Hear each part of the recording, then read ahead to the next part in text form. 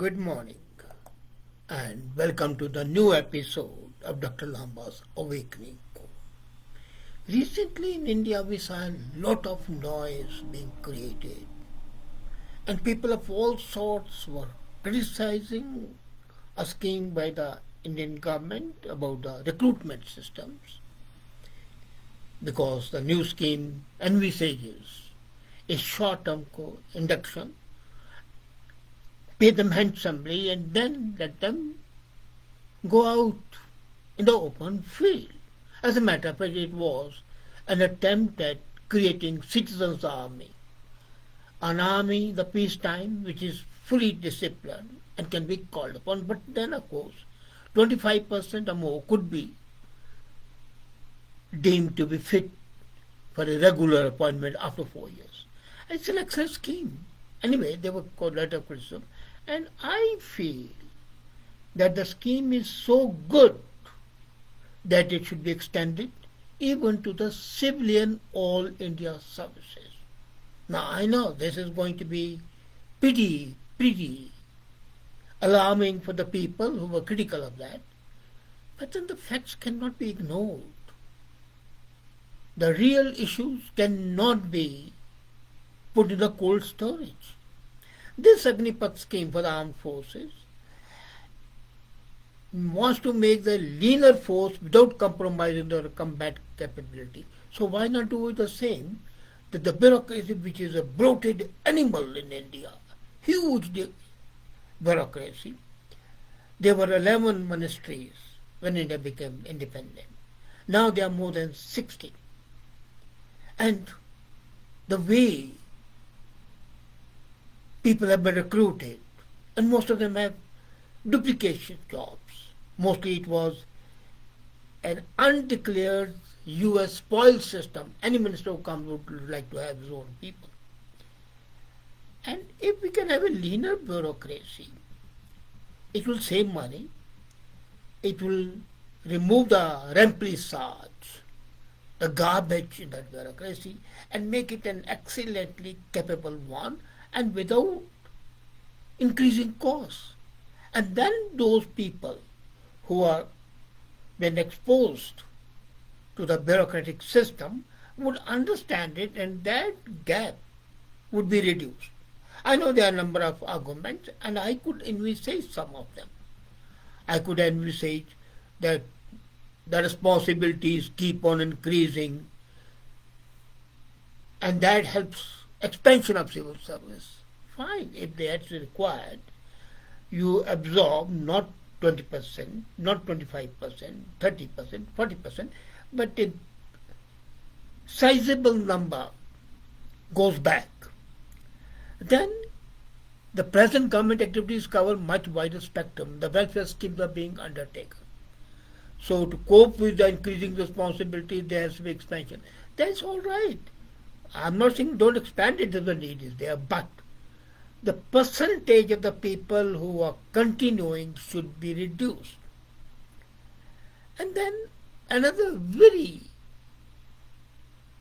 illogical objection was raised when I discussed it with about half a dozen bureaucrats the other day. They said the land problems have become more complex and the people are not happy with the police, but still nobody asks for the abolition. I am not saying do that. I am saying make the force leaner, make the force compact. It's just like that. You have a body. You want to have a lean body. You want to have a muscular body but a lean body. You won't want to have a flabby body. At present, the bureaucracy in India at least, it's all over the world, but in India I'm talking about, is very flabby. And if the scheme can be implemented in India, I'm sure that the other countries would not hesitate in following it, because India wants to be a Vishab Guru, the teacher of the... So why not take the initiative? Now, let's not deny that there's a huge sense of dissatisfaction with the performance of the civil service. I was sitting with Mr. Gupta long back, Justice of the High Court of Punjab, and he was saying that civil service is neither civil nor servant of the people. They are uncivilized, uncultured, and they are. basically most of them, I won't say most, but a lot of them are at the beck and call of the politicians. They want to butter their own toast. So there is a dissatisfaction of the performance. And if the people are generally satisfied with the performance of the police and the credible complaints about the brutality, extrajudicial killing, third degree matters. Now when the people know, say in these services, that they are going to be there for 4 years or 5 years, and they go back to that, the desire to indulge in this sort of paralegal or illegal activities would be reduced. They know it, that they are there only for 4 or 5 periods, so why do it? This is in fact akin to what the Britishers used to do, that no person would stay in a position for more than 3 years, and definitely not in his or in her home district. They couldn't establish the contact, they could not create conduits for being corrupt. And here you are doing it at national level. It has been noticed that an officer is selected to All India service. The moment that officer is selected, he thinks that he has become Bada Sahab, the big guy. He develops a smug attitude. Because they know that the career for the next 30-35 years is secure. They are going to go higher up in the ladder without doing anything. Without performance is only at the top, when you have to be appointed as secretary. It comes into effect. Otherwise, it's just by seniority. You grow older and you become senior. There is a lack of pressure to perform. There is no incentive to innovate. And there is no desire to excel. Senior officers of the IES and IPS have gone to the Supreme Court for the reform of the civil service and the police. A good idea, but then this is the first way to reform. Put them in, bring them, and don't bring them only at the beginning. You have trained them for 4 years, let them go. And if you need them, bring them at the joint secretary level, or the deputy secretary level, or the additional secretary level. Where's the problem? This lateral entry can be there. Why should only be at the beginning? And judiciary from time to time in India has given directions for reforms, but these are not implemented in the letter and the spirit. And we have seen in the last few decades that the All India services have grown in size, and now they're top heavy. The burden is too much. As I said, there used to be 11 secretaries. Now there are more than 40, 50. Additional secretaries innumerable. Joint secretaries are as many as there used to be clerks at one time. And there are a number of officers who are holding top positions but have very little work to do. And what happens? They are frustrated, and then the hunt starts to find a political godfather to get a top post in the bureaucratic mainstream. Now, what I feel should be a feature of Agnipath scheme for the bureaucrats, for the All India services. And instead, let me say, I am saying All India services, but nothing prohibits the provinces from adapting the same scheme according to the needs of their province, their state. So what can be done is, there should be performance appraisal system in 3 stages. Now there is an annual appraisal, and that has no meaning. There should be strict review once when an IAS officer, not Indian Service but All India Service officer, has completed 15 years service, then after 25 years service, and finally after 30 years of service. And after the first stage of appraisal, 25% should be weeded out. Now, if it can be done after 5 years, that would be excellent. 5 years, 20 years, 30 years.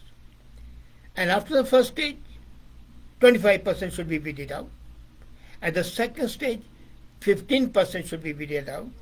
And at third stage, 10% should be weeded out. Those who don't perform have no right to stay there. Why should they be a burden to the taxpayer? And weeding out would include possible corruption charges, misconduct of a serious nature, or even being physically unfit. Police officers I've seen, with the pot bellies going around. What the hell? They need to look like police officers. I'm not saying slim, but at least healthy looking, not with the pot bellies and the bulging buttocks. So screening at each stage will have to be very rigorous, and the mechanism must be very impartial. You can set up independent boards. Then the appraisal system should be divided in a manner to doubly ensure that there is no political victimization.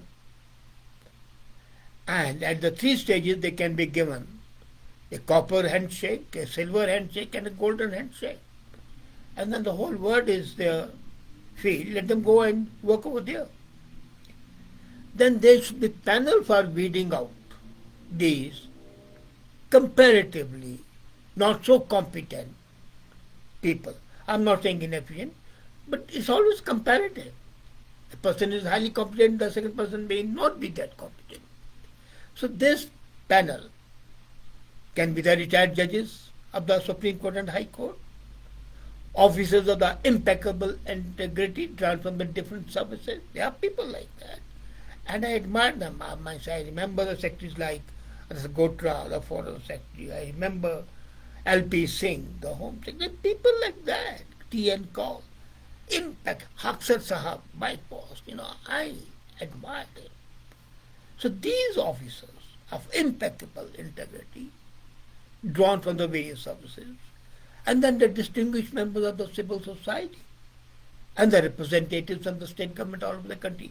So panels can be formed, mixed panels, and mixed in a manner that they do not impact each other, and their only purpose is betterment. Now each time the review is undertaken, 3 to 5 from the panel should be chosen by lottery, and taking care that they are from the states other than one from the officer's performance is going to be performed. If the officer is from Punjab, there should be no panel member from Punjab, or even from Haryana, or even UP. Let them be from South India, or from West India, or from East India. And if an officer feels aggrieved by the decision panel, he should be allowed to approach a tribunal. Agreed. But the percentage may vary, but it has to be there. Then what shall be the benefit of the scheme?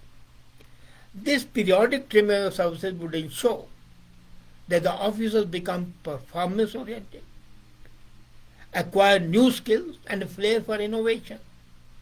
They know it, that at the end of 10 years, 5 years, 10 years, 15 years, 30 years, they are going to be examined, they are going to be tested.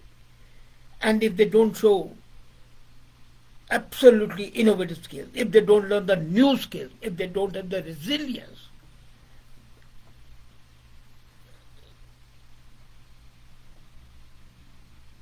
they might be on the roadside. So they will be learners for the new skills. They'll show resilience. They will show innovative. And a flair for innovative is natural. And you would see the sense of complacency which haunts Indian services and the bureaucracy, the sense of smugness would disappear in no time. The top bureaucratic top would become lighter and national interest. It would also ensure the services become pyramid shaped. At present, what is the shape? It's a trapezium. And that's absolutely not acceptable for any country's civil service. It should be pyramid-like. So the structure which is trapezium has to be converted into a pyramid. And this system of Agnipath for the civil service would be instrumental in doing that. So this AIS system, services, all India services, would stand to gain in all aspects, And when the services gain, the people gain. The country gains. So why not do it? And if you can do it, then let me tell you that this would change the very shape of the people. There will be more faith in the people, and the officers would be dedicated to their job. I'm sure, and I'm hopeful that the Prime Minister, who is in favor of adopting new schemes, would adopt this scheme because this will A, make the bureaucracy paramedic-like. Secondly, it will make it lighter at the top. Thirdly, it will create more innovation. Sense of complacency would be gone, sense of smugness would be gone, and it shall be economical. We will be saving a lot of money, maybe hundreds and thousands of crores of rupees every year. Should we not do it? I hope that the government of India would be capable enough to consider this. Thank you.